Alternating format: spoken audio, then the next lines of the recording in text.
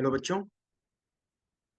अह, अभी मैं एक टॉपिक कवर करने जा रहा हूँ जो कि it is a part of application of integration and related to graph. Okay, छोटा सा टॉपिक है।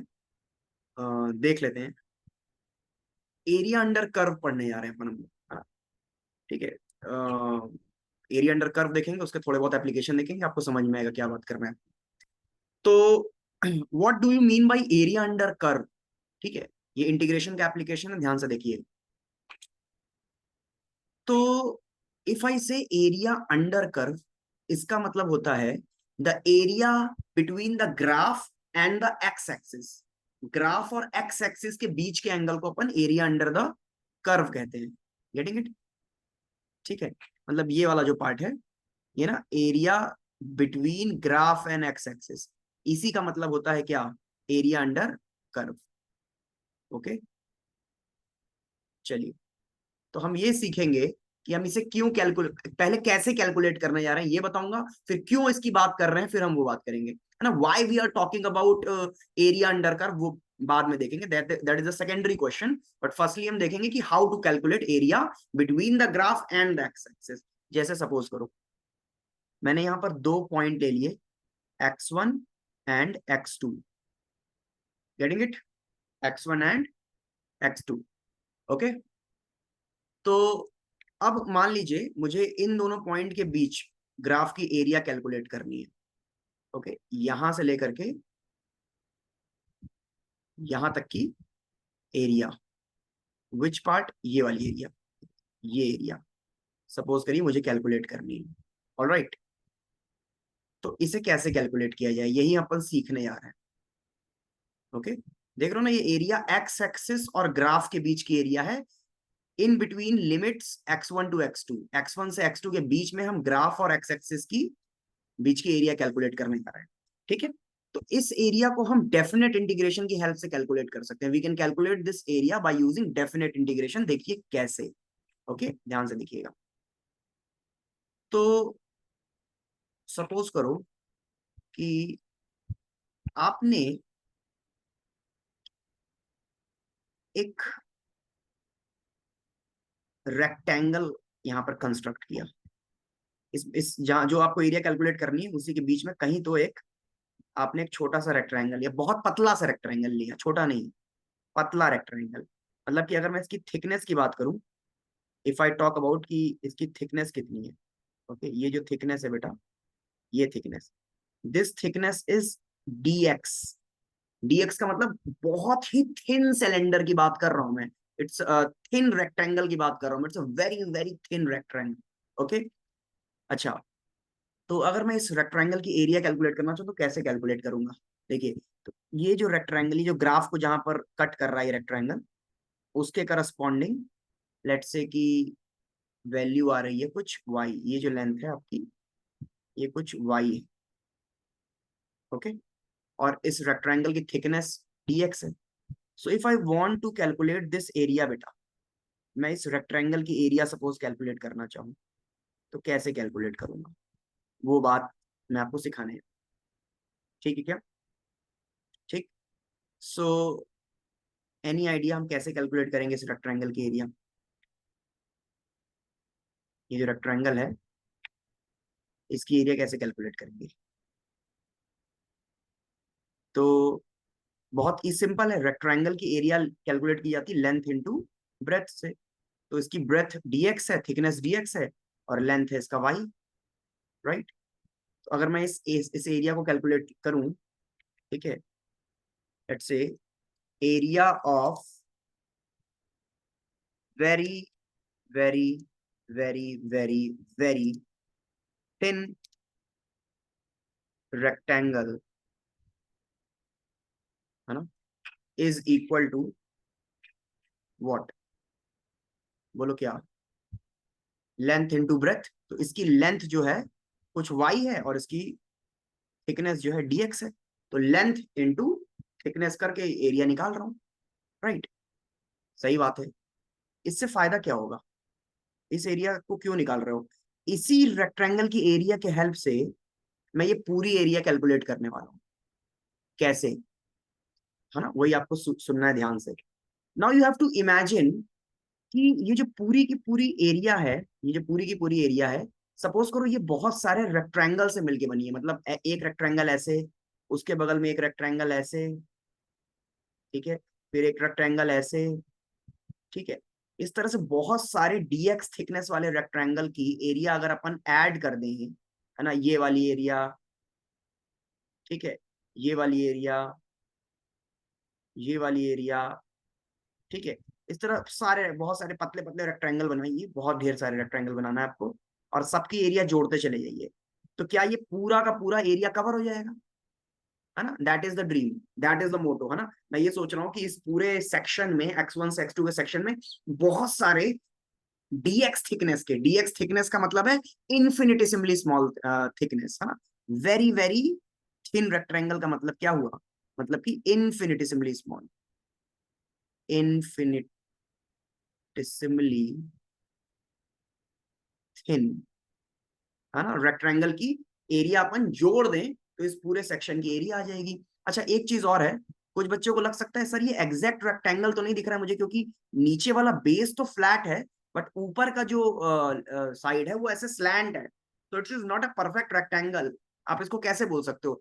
तुम बिल्कुल सही सोच रहे हो, ये रेक्टेंगल एग्जैक्ट नहीं है, लेकिन अगर इस थिकनेस को, ये जितनी थिकनेस मैंने यहाँ पे स्क्रीन पे बनाई है वो थिकनेस डीएक्स नहीं है, dx thickness is close to zero, है ना। याद करो, delta t approaches to zero, that is sorry, delta x approaches to zero, delta x approaches to zero, यानी डेल्टा एक्स की value just zero plus, zero से just बड़ा number, है ना, उतना पतला ये रेक्टेंगल है। तो अगर उतने पतले की तुम बात करोगे तो ये स्लैंट जो है ना ऑलमोस्ट हॉरिजॉन्टल ही दिखेगा, है ना, एक अप्रोक्सीमेशन ले रहा हूं मैं, ठीक है। जब आपकी thickness is very very close to zero तो ये जो स्लैंट है ये ऑलमोस्ट हॉरिजॉन्टली दिखाई देगा, तो आप इसको रेक्टेंगल मान सकते हो, ठीक है। तो उसकी एरिया आप वाई डी एक्स लिख सकते हो। अगर ये मोटा रेक्टेंगल होता तब वाई डेल्टा एक्स इसकी एरिया नहीं बोल पाते, क्योंकि अच्छा खासा स्लैंट होता है ये, ठीक है। लेकिन अगर ये बहुत पतला है तो ये स्लैंट ऑलमोस्ट हॉरिजॉन्टल ही है ना, बिल्कुल इसकी थिकनेस बहुत कम है, राइट। तो ये एरिया होगी एक रेक्टेंगल की। Now moving on, suppose why we want to calculate whole area, तो अब कैसे करें? Area under graph between between x1 to x2, ये कैसे कैलकुलेट करो? तो देखो ध्यान से, इसके लिए मैंने सोचा कि एक रेक्टेंगल की एरिया तो आ गई, तो सारे रेक्टेंगल की एरिया को जोड़ देते हैं, है ना, सारे रेक्टेंगल की एरिया को जोड़ देते हैं, है ना, तो आ जाएगा काम। मतलब मैं क्या करना चाह रहा हूं, summation of area of all infinitesimally infinitesimally thin rectangle, है ना, बिटवीन x1 टू x2, ये करना चाह रहा हूं। अगर मैंने ये समेशन कर दिया तो आपको पूरी पूरी एरिया मिल जाएगी। और कैलकुलस में ये समेशन कैसे की जाती है? How do we do this summation in calculus? है ना, ये समेशन का क्या मतलब है? ये समेशन होगा is equal to y D x, है ना। देखिए एक रेक्टेंगल के एरिया ये है वाई डी एक्स, इस तरह अगला Y D x, Y D x, Y D, सबको जोड़ डालना है, Y D X plus Y D X plus Y D X plus, सारे रेक्टेंगल के एरिया जोड़ डालो। तो क्या तरीका है इसको जोड़ने का? इंटीग्रेशन, है कि नहीं? आपने इंटीग्रेशन का सिंबल लगा दिया, आपको पूरी की पूरी एरिया मिल गई। Getting it? तो इस तरीके से हम कंप्लीट एरिया कैलकुलेट करते हैं। तो आपको समझ में आ जाना चाहिए, अगर मैं पूछूं कि आपको ग्राफ दे दूं और ग्राफ और एक्स एक्सिस के बीच की एरिया कैलकुलेट करने को बोलूं, तो एकदम सिंपल सा तरीका है, area is equal to what बेटा? Integral, integral y D x, ठीक है, और लिमिट लगा देंगे x1 से लेकर के x2 तक, तो आपको ये एरिया मिल जाएगी। Getting it? यहाँ पर भी लिमिट लिख देते हैं x1 से x2 तक। I hope this point is clear to everyone, ठीक है क्या? चलिए, तो कैसे कैलकुलेट करना है इसका आंसर तो मैंने दे दिया कि ग्राफ और एक्स एक्सिस के बीच की एरिया आप कैसे कैलकुलेट करेंगे, वो तो अपने को समझ में आ गया। अब अपन बात करने जा रहे हैं कि क्यों कैलकुलेट कर रहे हैं अपन ये एरिया, है ना, why we are calculating this area. अब उसकी बात कर लेते हैं, आइए। अब इसका एप्लीकेशन आपको दिखेगा काइनेमेटिक्स में। सपोज आपके पास वेलोसिटी टाइम ग्राफ है ऐसे, और मैं आपसे वेलोसिटी टाइम ग्राफ की एरिया कैलकुलेट करने को बोलूं, सर क्यों कर रहे हैं पहले ये तो बता दो, अभी पता चल जाएगा। ये देखिए, मान लीजिए यहां से यहां तक की एरिया आपको कैलकुलेट करनी है, सुनिएगा ध्यान से। सपोज ये टाइम एक्सिस है, तो इसको मैं टाइम T1 और इसको T2 बोल देता हूँ, ठीक है। I want to calculate this area, है ना। तो अभी जो हम लोगों ने सीखा उससे इस एरिया को कैसे कैलकुलेट किया जा सकता है, how can we calculate this area. So integral y D x, right, integral y D x. तो इंटीग्रल वाई की जगह पे इस बार क्या है, v, और dx के जगह पे क्या है, dt, ठीक। इस इंटीग्रल को कैलकुलेट करेंगे T1 से लेकर के T2 तक। इस बार लिमिट T1 से T2 है, पहले लिमिट क्या थी, x1 से x2, y dx, x1 से x2 ये थी। अब y के जगह पे वेलोसिटी आ गई, टाइम के जगह पे मतलब x के जगह पे t आ गया, तो इंटीग्रेशन y dx बन गया इंटीग्रेशन v dt, x1 से x2 की जगह T1 से T2 आ गया, राइट। अब ये क्या है, क्या चीज, ये क्या चीज लिखी हुई है, ध्यान से देखो क्या लिखा हुआ है। तो आपको पता है कि वेलोसिटी होती क्या है, ये तो ds बाई dt होती है, तो ds बाई dt और ये इंटू dt ये है कि नहीं। तो यहां से तुम देखो, तुम्हारा dt dt कैंसिल हो गया and you are left with integration ds, है ना। t से t2 के बीच का क्या है, डिस्प्लेसमेंट है, you getting it, okay. Just minute,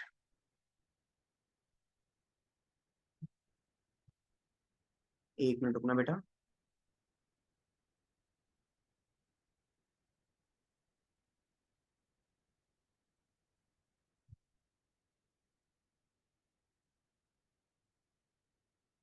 hmm,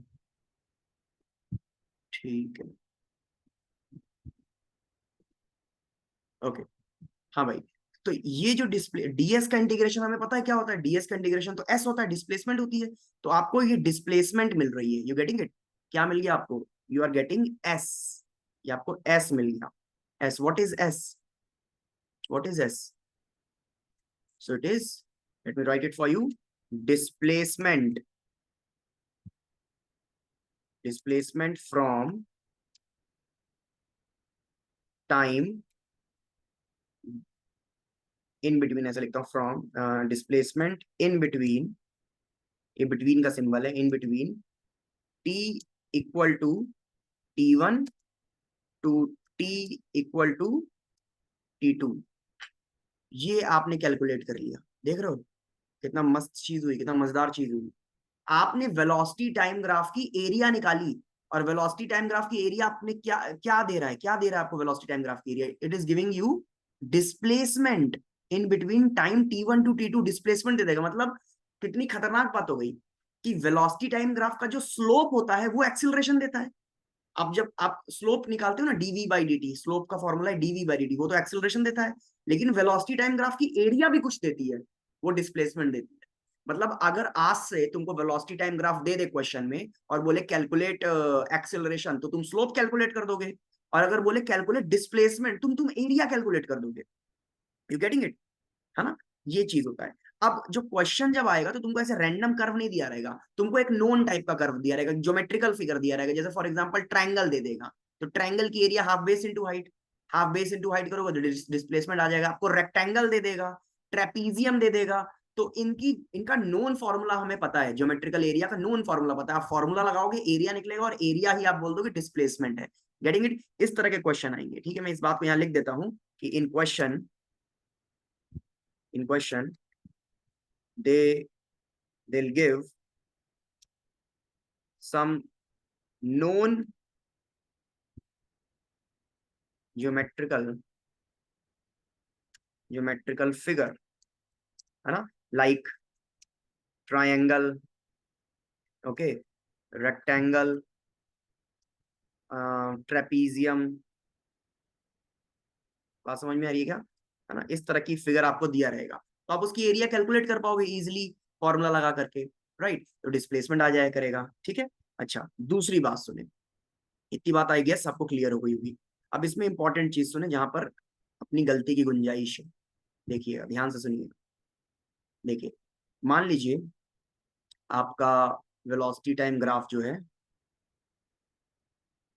velocity time graph ऐसे कुछ आता है, मतलब कुछ पार्ट ग्राफ का पॉजिटिव में है, कुछ निगेटिव में, राइट। तो ये वाली जो एरिया है, ये एरिया तो पॉजिटिव में आएगी। क्यों? क्योंकि एरिया आप निकाल लो इंटीग्रेशन वी डी से, तो वी तो यहाँ का पॉजिटिव है, तो इंटीग्रेशन वी डी भी पॉजिटिव आएगा, ये एरिया पॉजिटिव आएगी। लेट्स से एक चीज की जो एरिया है कुछ A1 है, और इसका मॉड ले लेते हैं, चलो मॉड A1 है इसकी एरिया, ठीक है। इस एरिया का जो ज्योमेट्रिकल वैल्यू है मॉड A1 है। लेकिन ये वाली एरिया देखो बेटे, ये वाली एरिया, इसके लिए जब तुम इंटीग्रेशन परफॉर्म करोगे, यानी इंटीग्रेशन वी डी टी लगाओगे, तो निगेटिव आएगा, क्योंकि यहाँ पर वी निगेटिव है, फोर्थ क्वाड्रेंट है ना, यहाँ तो वेलोसिटी निगेटिव है। तो अगर वेलोसिटी निगेटिव तो integration v d t negative, you getting it? तो ये एरिया निगेटिव में आएगी। तो लेट्स से कि जो इसकी एरिया है उसको अपन मॉड A2 से लिख लेते हैं, है ना, मतलब इसकी ज्योमेट्रिकल एरिया अगर बात करें तो मॉड में A2 लिख सकते हैं। तो इफ आई आस्क यू बेटे कि व्हाट इज डिस्प्लेसमेंट, ठीक है, अगर मैं तुमसे पूछूं यहाँ पर टोटल डिस्प्लेसमेंट कितना हो रहा है, तो क्या बोलेंगे अपन? देखिए ध्यान से, ये वाली एरिया पॉजिटिव है मॉड A1, और ये वाली एरिया निगेटिव है, तो माइनस मॉड A2 करेंगे, माइनस मॉड A2।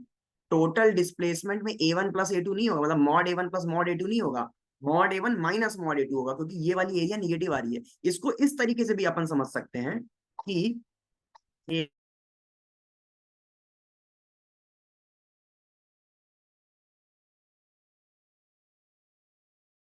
तरीके से भी समझ सकते हैं कि देखिए यहां पर वेलोसिटी पॉजिटिव है, यानी कि पार्टिकल इस डायरेक्शन में जा रहा होगा, है कि नहीं?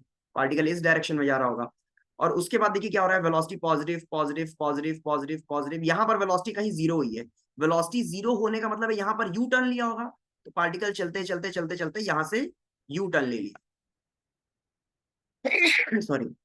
उसके बाद वेलोसिटी निगेटिव हो गई, तो मतलब पार्टिकल इस तरफ लौट के वापस आ रहा है, गेटिंग इट? तो अगर मैं इस पॉइंट से इस पॉइंट तक का सपोज करो डिस्प्लेसमेंट पूछूं, तो क्या करेंगे, ये वाली लेंथ माइनस ये वाली लेंथ करेंगे ना, तभी तो अपने को ये डिस्प्लेसमेंट मिलेगा, गेटिंग इट? इसलिए हम दिस माइनस दिस कर रहे हैं, एरिया आपको डिस्प्लेसमेंट देता है, तो ये वाला माइनस ये वाला कर रहे हैं, तो आपको ये मिल जाता है, ठीक है। दूसरी तरफ अगर मान लो तुमको डिस्टेंस निकालना है, ध्यान से सुनना, तो हम सपोज करो वेलोसिटी वर्सेस टाइम का ग्राफ ये है, तो स्पीड वर्सेस टाइम का ग्राफ कैसे बनेगा, है ना, हम लोगों ने सीखा हुआ है क्लास में, स्पीड वर्सेस टाइम का ग्राफ कैसे बनता है। तो जो पार्ट वेलोसिटी का पॉजिटिव है वो तो एज इट इज बनेगा, लेकिन जो वेलोसिटी का पार्ट निगेटिव है उसका रिफ्लेक्शन ले लेते हैं ना, मिरर इमेज ऊपर ले लेते हैं, तो इस पार्ट का मिरर इमेज ऊपर लेंगे तो ये ऐसे जाएगा, गेटिंग इट? तो इस बार तुम जब एरिया निकालोगे तो ये एरिया भी पॉजिटिव होगी और ये एरिया भी पॉजिटिव होगी, ठीक है। इस एरिया को मैं बोल देता हूँ मॉड A1, और इस एरिया को मैं बोल देता हूँ मॉड A2, ठीक है। तो if you want to calculate distance बेटा, तो डिस्टेंस की वैल्यू आएगी mod A1 plus mod A2। समझ में आ रहा है क्या? इन दोनों का सम होगा इस बार, इन दोनों मॉड वैल्यू का सम होगा। अगर आपको डिस्प्लेसमेंट निकालना है तो mod A1 minus mod A2 करेंगे, इस बात का ध्यान रखिएगा, ठीक है ना? ऑलराइट, ठीक है। तो ये चीज है, अगर आपको ध्यान हो तो डिस्प्लेसमेंट का एक्चुअली जो फॉर्मूला होता था, फॉर्मूला अभी जो हम लोगों ने डिस्कस किया वो है इंटीग्रेशन वी डी टी है ना, मतलब वेलोसिटी इंटू डी टी, है ना, which is integration v d t. और दूसरी तरफ अगर डिस्टेंस की बात करें, सो डिस्टेंस होता है integration speed into D T, यानी कि इंटीग्रेशन ऑफ स्पीड, यानी कि mod we d T, getting it? है ना? देखो डिस्प्लेसमेंट वेक्टर क्वांटिटी है, तो वेक्टर के इंटीग्रेशन वेलोसिटी के इंटीग्रेशन से आएगा, डिस्टेंस स्केलर क्वांटिटी है, तो स्पीड यानी स्केलर के इंटीग्रेशन से आ रहा है। ये बातों का ध्यान दीजिएगा, ठीक है क्या? चलिए अब हम लोग मूव ऑन करते हैं, है ना। तो वेलोसिटी टाइम ग्राफ के बारे में हमें समझ में आ गया, बहुत इंपॉर्टेंट ग्राफ है वेलोसिटी टाइम ग्राफ, इसका स्लोप एक्सेलरेशन देगा और इसकी एरिया डिस्प्लेसमेंट देगी, वेलोसिटी टाइम ग्राफ की एरिया, राइट। चलिए let's talk about acceleration versus time graph. इसका एरिया कुछ देता है क्या, देखते हैं। सपोज करो यहाँ पर भी दो लाइन खींच लेता हूं मैं और इसके एरिया की बात करता हूँ, ठीक है। Let's calculate area between T1 to T2। ये एरिया क्या देगा हमें? तो इसका एरिया हमें देगा, इंटीग्रेशन अगेन y dx करना है। y की जगह पे क्या है बोलो? इंटीग्रेशन y dx, y की जगह पे a है और x की जगह पे dt, dx की जगह पे dt आ जाएगा। कहां से कहां तक? T1 से लेकर के T2 तक इंटीग्रेशन करेंगे, राइट? अच्छा, तो a को क्या लिख सकते हैं? a को मैं लिख देता हूं dv बाई dt, और इधर dt है। देखो तुम्हारा dt dt कैंसिल हो रहा है, ये इंटीग्रेशन dv आ रहा है, गेटिंग इट? इंटीग्रेशन dv है ये। तो सपोज करो T1 पर वेलोसिटी है कुछ u, और T2 पर कुछ वेलोसिटी है v, है ना? यू वी क्या है, एक बार फिर से बता दे रहा हूँ। What is u? ये है velocity at t equal to T1 है बेटा, ठीक है भैया। और v क्या है? This is velocity at t equal to T2 है, राइट? तो तुम देखो इंटीग्रेशन dv होता क्या? इंटीग्रेशन dv तो v होता है, और लिमिट रख रहे हैं कहां से कहां तक? u से v। तो क्या मिल रहा है? ये v माइनस u, यानी कि चेंज इन वेलोसिटी मिल रहा है तुम्हें, गेटिंग इट? तो इस चीज को हम ध्यान रखेंगे कि एरिया अंडर एटी ग्राफ क्या देता है आपको? ये आपको देता है चेंज इन वेलोसिटी। ध्यान रखिएगा, चेंज इन वेलोसिटी बोला है, नॉट चेंज इन स्पीड, है ना? मतलब कि वेक्टर का सब्सट्रैक्शन करना है, स्पीड स्केलर का सब्सट्रैक्शन नहीं करना है, साइन के साथ माइनस होगा, है ना? ये कहने का मतलब है, राइट? तो ये आपको एक बात ध्यान रखनी है, ठीक है? इसको नोट कर लीजिए। ऑलराइट, क्लियर है यहां तक? ठीक है। इसमें भी ये बोलने का मतलब एक्चुअली ये है कि अगर मान लो ग्राफ इसमें नीचे चला जाता है, अगर बिलो टाइम एक्सिस चला जाता है, तो एरिया निगेटिव में आएगी। ओके, एरिया निगेटिव में आएगी वहां पर, तो उस चीज का अपने को ध्यान देना है। ऑलराइट, चलिए आगे बढ़ते हैं, ठीक है? Let's talk about AX graph. AX graph की बात कर लेते हैं, राइट? तो यहां पर इसकी एरिया क्या देगी? ये बहुत इंपॉर्टेंट ग्राफ तो नहीं है, और रेयरली ही इस पर तुमको क्वेश्चन मिलेंगे, ठीक है? बट हम सब चीज पढ़ेंगे, कुछ भी नहीं छोड़ेंगे। ओके, चलिए। तो x1 से x2 तक की एरिया अगर मैं तुमसे बोलूं कैलकुलेट करने को, तो again integration y dx, y की जगह पे a है और dx की जगह पे dx है। ये क्या चीज होगा? तो a क्या होता है? a को इस बार लिख लो v dv बाई dx, ठीक है? और ये dx है, तो देखो तुम यहाँ से dx dx कट गया, तो आपका इंटीग्रेशन v dv बच रहा है, ठीक है? तो लिमिट रख लेते हैं, वेलोसिटी की लिमिट रखते हैं u से v। अब u और v क्या है वो देख लो एक बार। u again, this is speed, speed at x equal to x1, ये x1 वाली स्पीड है, और v किसको करस्पॉन्ड कर रही है? This is speed at x equal to x2 वाली स्पीड, ठीक है? तो v dv का इंटीग्रेशन कितना होता है? Integration x dx x square by to, integration v dv v square by to. समझ में आ रहा है क्या? x की पावर n वाला फॉर्मूला लगा रहा हूँ, x की पावर n वाला फॉर्मूला है ना, x की power n plus one upon n plus one integration होता है, तो v स्क्वायर अपॉन टू, ठीक है? तो कहां से कहां तक? u से v। बोलो ये इंटीग्रेशन कितना आएगा? पहले हाइयर लिमिट रखेंगे v square by to, minus lower limit रखेंगे u स्क्वायर बाई टू। तो बाई टू को मैं एक साथ लिख दे रहा हूं, तो ये भी तुम याद रख सकते हो, एरिया अंडर AX ग्राफ। ये आपको क्या दे रहा है? ये भाई कुछ ऐसी क्वांटिटी मिल रही है आपको, v square minus u square upon two, ठीक है क्या? ये देगा, ऑलराइट?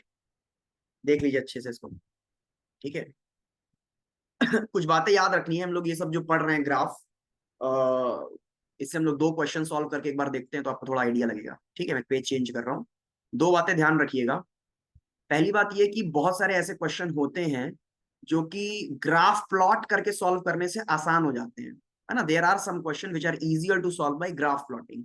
अच्छा, कैसे पता चलेगा कि ग्राफ प्लॉट करके आसान होंगे? तो एक टिप दे रहा हूं आपको, ध्यान से सुनिए, एक टिप दे रहा हूं। whenever there is acceleration, retardation, both happens, then plotting velocity versus time graph is helpful because its slope give acceleration and area gives displacement। मतलब कि अगर किसी क्वेश्चन में मान लो आपको एक्सेलरेशन और रिटार्डेशन दोनों दे रहा है, दिखाऊंगा अभी एग्जांपल। आपसे बोल रहा है कि क्वेश्चन में पार्टिकल एक्सेलरेट भी किया कुछ टाइम तक, फिर डी एक्सेलरेट किया यानी रिटार्ड किया, और फिर कुछ कुछ चीजें पूछा। तो सोच लेना कि ये क्वेश्चन हो सकता है ग्राफ प्लॉटिंग का सवाल है। क्वेश्चन में बोलेगा नहीं कि प्लॉट करो ग्राफ, आपको दिमाग लगाना है। लेकिन अगर ये दोनों चीज हो रहा है तो चांसेस है कि ग्राफ प्लॉट से ये क्वेश्चन आसानी से सॉल्व हो जाएगा। ठीक है, और कौन सा ग्राफ प्लॉट करें वो भी मैं बता रहा हूँ इस टिप में, कि वीटी ग्राफ प्लॉट करो। क्यों? वाई नॉट एक्सटी और एटी? क्योंकि वीटी ग्राफ आपको सबसे ज्यादा इंफॉर्मेशन देता है। उसका स्लोप एक्सेलरेशन देता है और एरिया डिस्प्लेसमेंट देती है। आप एक बार चाहो तो एक ऐसा टेबल बना लो जिससे आपको आइडिया लग जाएगा कि क्या क्या चीजें मिल रही हैं आपको, है ना। यहाँ पर मैं ग्राफ लिख लूंगा और इधर लिख लूंगा, देखिए इधर लिख लेते हैं पहले ग्राफ, इधर लिख लेंगे कि स्लोप क्या देगा उसका, इधर लिख लेते हैं एरिया क्या देगी उसकी। ठीक है, तो पहले एक्स टी ग्राफ की बात कर लेते हैं, एक्स टी ग्राफ, फिर बात करेंगे वी टी ग्राफ की, फिर बात करेंगे ए टी ग्राफ की, और लास्ट ए एक्स ग्राफ की। यही चार ग्राफ हैं, इसी की जरूरत पड़ती है, इसके अलावा और किसी ग्राफ की जरूरत नहीं पड़ेगी आपको काइनेमेटिक्स में। तो एक्स टी ग्राफ का स्लोप, एक्स टी ग्राफ का स्लोप मतलब यानी कि D x by d T. ठीक है, ये तो वेलोसिटी देता है भैया, ये तो वेलोसिटी देता है, बिल्कुल काम का, है ना, काम की चीज है। हमको dx बाई डी टी करेंगे तो वेलोसिटी देगा। एरिया, एरिया यानी कि integration y D x, y यहाँ पर x है और dx यहाँ पे dt है। तो इंटीग्रेशन x dt क्या होता है? इंटीग्रेशन x dt कुछ नहीं होता, है ना। डिस्प्लेसमेंट इनटू टाइम क्या होता है? डिस्प्लेसमेंट अपॉन टाइम होती है वेलोसिटी। डिस्प्लेसमेंट इनटू टाइम तो कुछ नहीं होता, मतलब एक्स टी ग्राफ की एरिया आपको कुछ नहीं देगी। ठीक है, वीटी पे आते हैं, वीटी के स्लोप की बात करते हैं। स्लोप मतलब कि डीवी बाई डी टी। तो डीवी बाई डी टी क्या देती है? एक्सेलरेशन देती है। ठीक है, ओके, एक्सेलरेशन देती है। ठीक है, और एरिया, एरिया यानी कि integration y D x, y यानी कि वी, डी एक्स यानी कि d t. Integration v d t क्या देती है? अभी हम लोगों ने देखा डिस्प्लेसमेंट देती है। ठीक है, एटी ग्राफ की बात करते हैं। एटी का स्लोप यानी DA by d T. DA by d t क्या होता है? कुछ नहीं होता, मतलब ऐसे तो उसको बोलते हैं कि जर्क होता है, बट ये हमारे किसी काम की क्वांटिटी नहीं। डीए बाई डी टी आपको समझ सकते हो कि कुछ नहीं देगा। ठीक है, लेकिन एरिया यानी कि integration A D t, integration A D T आपको देता है change in velocity.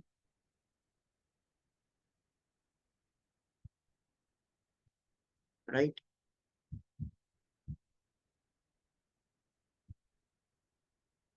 Change in velocity, alright. और ए एक्स ग्राफ की बात करते हैं तो इसका स्लोप यानी डीए बाई डी एक्स कुछ नहीं देता। डीए बाई डी एक्स कुछ होता है? पढ़ा है क्या हमने? नहीं, कुछ नहीं होता। लेकिन इसकी एरिया यानी कि इंटीग्रेशन ए डी एक्स, ये अपने को देता है कुछ v square minus u square by two. ठीक है, तो तुम ध्यान से देखो कि सबसे इंपॉर्टेंट ग्राफ तो वीटी ग्राफ हुआ ना, क्योंकि ये सबसे ज्यादा इंफॉर्मेशन दे रहा है हमको। इसका स्लोप भी हमको कुछ दे रहा है और एरिया भी कुछ दे रही है। बाकी सब में तुम देखो, किसी का स्लोप कुछ दे रहा है तो एरिया कुछ नहीं दे रही, स्लोप कुछ नहीं दे रहा तो एरिया कुछ दे रही, यहाँ स्लोप कुछ नहीं दे रहा एरिया। तो वीटी ग्राफ आपका मोस्ट इंपॉर्टेंट ग्राफ होगा किसी भी क्वेश्चन को सॉल्व करने के लिए। इसीलिए क्वेश्चन में जब वो ग्राफ का क्वेश्चन होगा ना तो हम वीटी ग्राफ ही बनाते हैं। इससे हमें सारी इंफॉर्मेशन मिलती है, मतलब ग्राफ वीटी का है तो वेलोसिटी की इंफॉर्मेशन मिल ही रही है, स्लोप से एक्सेलरेशन मिल जाएगा और एरिया से डिस्प्लेसमेंट मिल जाएगी, तीनों इंफॉर्मेशन मिलती है। तो बेस्ट ग्राफ है टू प्लॉट इट। ओके, आइए हम कुछ एग्जांपल देखते हैं। जैसे ये देखिए, ये क्वेश्चन देखेंगे अपन, कहाँ गया ये एक सवाल, ध्यान से देखिए। इसमें बोला है कि car accelerates from rest with acceleration equal to a. After some time, it decelerate with 2a and comes to rest. Total time of motion आपको कैपिटल टी दे दिया है, बोल रहा है find maximum speed and total distance travelled. Alright, इस question को अपन करते हैं। अब तुम इसमें भी देखो वही वाली बात है कि एक्सिलरेशन भी हुआ है क्वेश्चन में और डीएसिलरेशन भी हुआ है, मतलब रिटार्डेशन भी हुआ है। तो तुरंत दिमाग में चमकना चाहिए कि इसको ग्राफ प्लॉटिंग से किया जाए। बिना ग्राफ के भी कर सकते हो, लेंदी होगा, लेंदी हो जाएगा, है ना। ग्राफ से ये थोड़ा क्विक होगा। देखो ध्यान से मैं करता हूँ, पहले ग्राफ प्लॉट करेंगे, कौन सा, वीटी ग्राफ।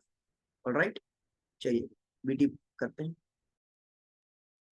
ओके, चलिए। सो देखिए, मैं ग्राफ प्लॉट करने जा रहा हूँ, ध्यान से देखिएगा। वी वर्सेस टी कैसे प्लॉट होगा बताइए। तो बोल रहा है कार स्टार्ट फ्रॉम रेस्ट, मतलब ओरिजिन से ग्राफ स्टार्ट होगा। Graph will start from origin. Okay, एक मिनट। तो ओरिजिन से स्टार्ट किया और ए से एक्सेलरेशन हुआ कुछ देर तक। ठीक है, चलो ऐसे बना दिया। ठीक है, ओके। बोला after some time it decelerate with 2a and comes to rest.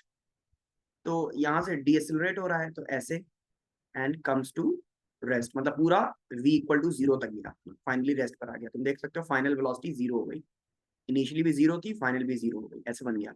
अच्छा, और ग्राफ को ध्यान से देखो, मैंने ये वाली जो लाइन बनाई है इसको कम स्टीप रखा है और इस वाली लाइन को ज्यादा स्टीप रखा है, ज्यादा थोड़ी स्टीपर लाइन है। क्योंकि क्वेश्चन ऐसा बोल रहा है ना कि शुरुआत में जो एक्सेलरेशन ए था और डी एक्सेलरेशन 2a था, तो वीटी ग्राफ का स्लोप ही तो अपने को एक्सेलरेशन देता है। ठीक है, तो इसका स्लोप ए है, इसका 2a है, तो मतलब ये लाइन ज्यादा स्टीपर होगी, इसलिए मैंने इसको ऐसा बनाया, राइट। ओके, अच्छा। Total time of motion T दिया हुआ है, मतलब कि ये जो है ये यहां से यहां तक कैपिटल टी। Okay, okay. तो find maximum speed and total distance travel. तो पहले मैक्सिमम स्पीड देखते हैं। मैक्सिमम स्पीड तो इसी पॉइंट की बात हो रही है, ये वाला जो पॉइंट है यही मैक्सिमम स्पीड होगा, है कि नहीं। तो चलिए दो वेरिएबल मान लेते हैं। ये वाला जो टाइम है इसको मैं कुछ, let me call this time सब स्मॉल टी नॉट बोल देता हूँ। इस टाइम को स्मॉल टी नॉट बोल देता हूँ। और इसके करस्पॉन्डिंग जो स्पीड आ रही है इसको मैं कुछ वी नॉट बोल देता हूँ। ये वी नॉट ही मैक्सिमम स्पीड है, यही निकालना अपने को। ठीक है, चलिए। सबसे पहले इस लाइन को देखिए, इसका स्लोप बोलिए कितना होगा। तो स्लोप होगा परपेंडिकुलर अपॉन बेस, और स्लोप की वैल्यू तो ए दी ही हुई है। तो a is equal to, a इस लाइन का स्लोप यानी perpendicular by base. Perpendicular v naught है और बेस टी नॉट है, लिख दिया पहला इक्वेशन। दूसरा देखो, इस लाइन का स्लोप लिखते हैं। इस लाइन का स्लोप भी हमें पता है 2a दिया हुआ है, मैग्नीट्यूड इसका 2a दिया हुआ है। और इसको कैलकुलेट कैसे करें, तो परपेंडिकुलर अगेन वी नॉट और बेस की value capital T minus T naught, right. तो v naught upon T minus T naught, है ना। इसका भी मैंने स्लोप लिख लिया, मैग्नीट्यूड लिख लिया। 2a इज इक्वल टू, इसका स्लोप दिया हुआ है क्वेश्चन में 2a, तो 2a is equal to perpendicular by base यानी v naught upon T minus T naught, equation 2। अब इन दोनों की हेल्प से पहले मैं टी नॉट कैलकुलेट कर लेता हूँ और फिर उससे वी नॉट कैलकुलेट कर लेता हूँ। ठीक है, तो मैं, मुझे पता है कि ए की value v naught by T naught है, तो तुम यहाँ पर ए की वैल्यू डाल दो v naught by T naught, या चाहो तो तुम यहाँ से टी नॉट निकाल के इसमें भी सब्सटीट्यूट कर सकते हो। पर ठीक है, ये सिंपल ऐसे दिख रहा है, ए की वैल्यू मैं यहाँ डालने जा रहा हूँ। ये अपने को हो जाएगा 2 टाइम्स ए यानी कि v naught by T naught is equal to v naught upon T minus T naught. देखो यहाँ से वी नॉट कैंसिल हो गया, और आप इसको सॉल्व करिए क्रॉस मल्टीप्लाई करके, तो आपको टी नॉट की वैल्यू यहाँ से मिल जाएगी 2t/3। 2t/3 आपको वैल्यू मिल रही है, राइट। अच्छा, 2t/3 मिल गया, अब काम हो गया। अब यहाँ से देखो, इस इक्वेशन को देखो ध्यान से, यहाँ से क्या आपको पता चल रहा है, ये वाला जो इक्वेशन है a is equal to v naught by T naught, है ना। तो वी नॉट की वैल्यू क्या है, ए इंटू टी नॉट, और टी नॉट आ ही चुका है, ये उठा के डाल दो। तो आपको क्या मिल गया यहाँ से, v इज इक्वल टू 280/3। ये पहला आंसर आ गया। ठीक है, ये पहला आंसर आ गया। इसमें मैंने स्लोप का यूज किया, अभी एरिया का कोई यूज नहीं किया। आप सेकंड पार्ट देखिए, इसमें उस चीज का यूज है जो हमने अभी सीखा, total distance travelled. Total distance कितनी ट्रेवल किया, तो वो निकालने के लिए हमने क्या सीखा भाई, पूरी एरिया कैलकुलेट कर दीजिए। ये वाली पूरी एरिया कैलकुलेट कर दूंगा मैं, तो area will give you what, total distance travelled. है ना। देखो यहाँ पर वेलोसिटी टाइम ग्राफ की एरिया डिस्प्लेसमेंट भी दे रही है और वही एरिया डिस्टेंस भी होगी। देखो क्योंकि वेलोसिटी कभी निगेटिव हुई नहीं, निगेटिव नहीं हुई, इसका मतलब पार्टिकल यू टर्न नहीं लिया, स्ट्रेट ही चला है, सीधा चला है एक ही डायरेक्शन में, तो जो डिस्प्लेसमेंट है वही डिस्टेंस है, राइट। ओके, तो इसको कैलकुलेट करते हैं। डिस्टेंस कैसे निकालेंगे, डिस्टेंस इज इक्वल टू, ठीक है, area of triangle, area of triangle यानी half base into height, half base into height, यही फॉर्मूला लगा देते हैं। ठीक है भैया, चलिए तो हाफ बेस कितना हो गया, बेस इस ट्राइंगल का बेस तो कैपिटल टी है, और हाइट क्या है, हाइट वी नॉट है, तो डाल देते हैं हाफ बेस इंटू हाइट, और वी नॉट की वैल्यू ये है, डाल दीजिए यहाँ पर, तो कितना हो गया half T into 2a t/3, तो आपको फाइनल आंसर मिल रहा है डिस्टेंस इज इक्वल टू, है ना, 2 कट गया, a t² / 3, this is the answer. समझ में आया क्या किस तरीके से हम वीटी ग्राफ को यूज कर रहे हैं। वीटी ग्राफ की पहले तो ग्राफ प्लॉट किया और उसकी एरिया को यूज करके हमने डिस्टेंस निकाल लिया। अब यही चीज तुम इक्वेशन ऑफ मोशन लगा के सॉल्व करते तो लेंदी जाता, समझ रहे हो क्या, डायरेक्ट निकल गया। ऑलराइट, टोटल डिस्टेंस ट्रेवल देख लीजिए अच्छे से, ठीक है।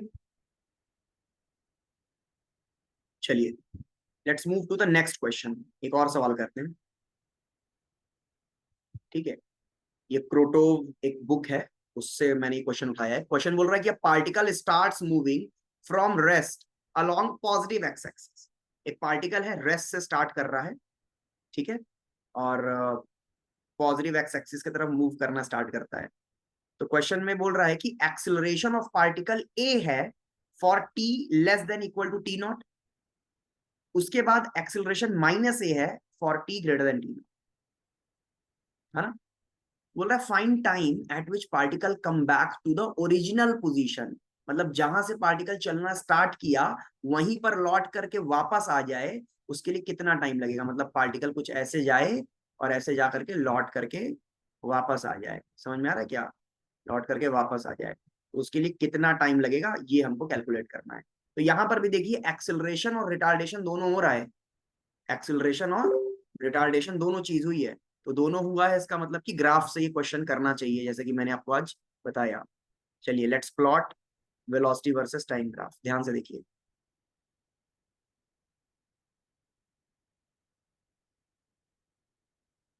ध्यान से देखते हैं। तो इधर मैं प्लॉट करूंगा v, इधर मैं प्लॉट करूंगा t, स्टार्ट करिए।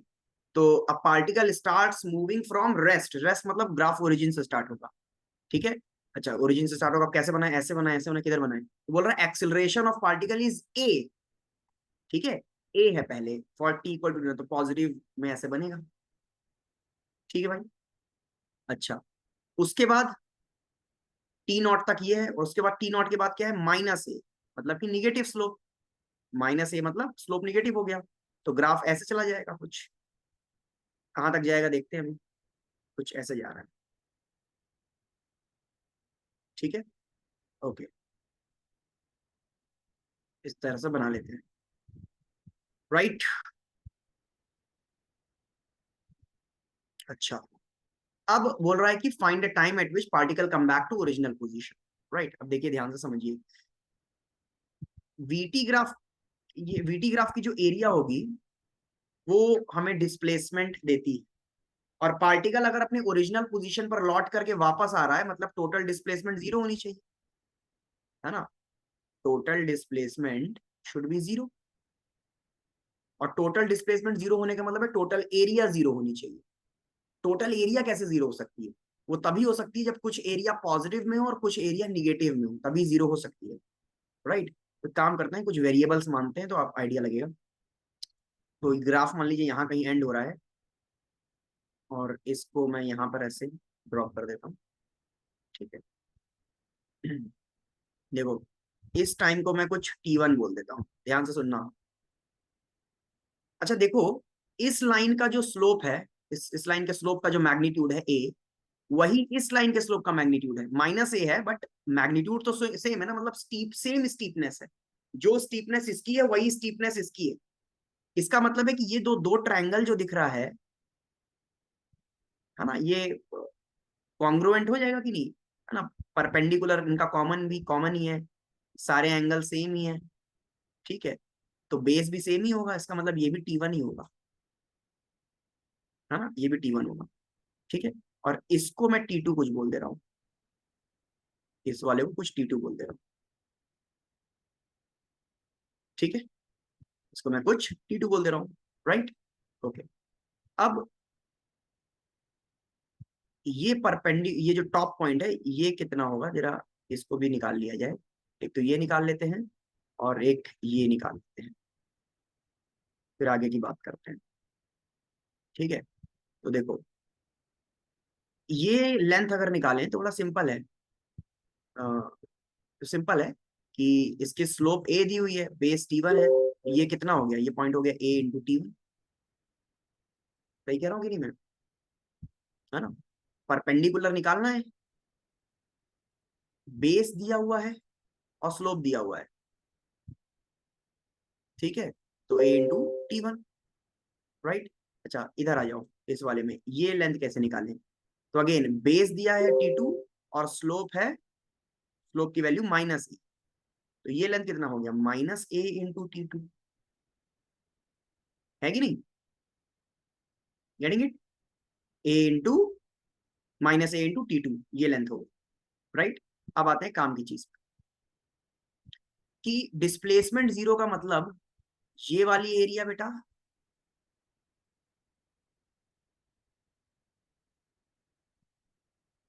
ठीक है, प्लस ये ब्लू वाली एरिया, मिल करके आंसर 0 आना चाहिए, तो ये तो तभी हो पाएगा ना जब पॉजिटिव वाली एरिया का मैग्नीट्यूड निगेटिव वाली एरिया के मैग्नीट्यूड के बराबर हो, तभी तो मिल करके 0 होंगे, जितना जितना एरिया इसका आ रहा है इस ट्रायंगल का, उतना ही एरिया इसका हो मैग्नीट्यूड वाइज, मतलब साइन अपोजिट है बट मैग्नीट्यूड इन दोनों एरिया का इक्वल होगा, तभी तो मिल करके ये 0 रिजल्ट देगा, बस हम दोनों के एरिया को इक्वेट कर देंगे, समझ में आ रहा है क्या। सो टोटल डिस्प्लेसमेंट 0 है, इससे मैं ये बोल सकता हूँ कि this means what, area of white, ऐसे लिखता हूँ, white area is equal to blue area,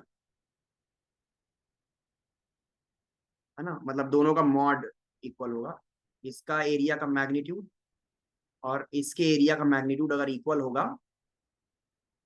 तो ये मिल करके 0 रिजल्ट देंगे, ऊपर वाला पॉजिटिव नीचे वाला नेगेटिव एरिया, ठीक है। तो कर लेते हैं सॉल्व, पहले इस ट्रायंगल की बात करते हैं, तो ट्रायंगल की एरिया होगी हाफ बेस, यानी कि बेस हो गया 2T1 और हाइट हो गई A T1, ठीक है, इक्वल टू ब्लू वाली एरिया कितनी होगी, तो अगेन हाफ बेस हो गया T2 और हाइट हो गई, है ना, अब हाइट लिख रहे हैं तो मॉड वैल्यू लिखेंगे A T2, है ना, माइनस नहीं लिख रहे हैं, मॉड लिख रहे हैं, तो यहां से इसको सॉल्व कर लेते हैं, तो ठीक है, कितना आ रहा है ये, देखो जरा कितना वैल्यू आ गई, तो ये यहाँ से आ गया, ए भी कट गया ना, देखो ए से ए भी कट गया, तो ये हो गया 2T1 स्क्वायर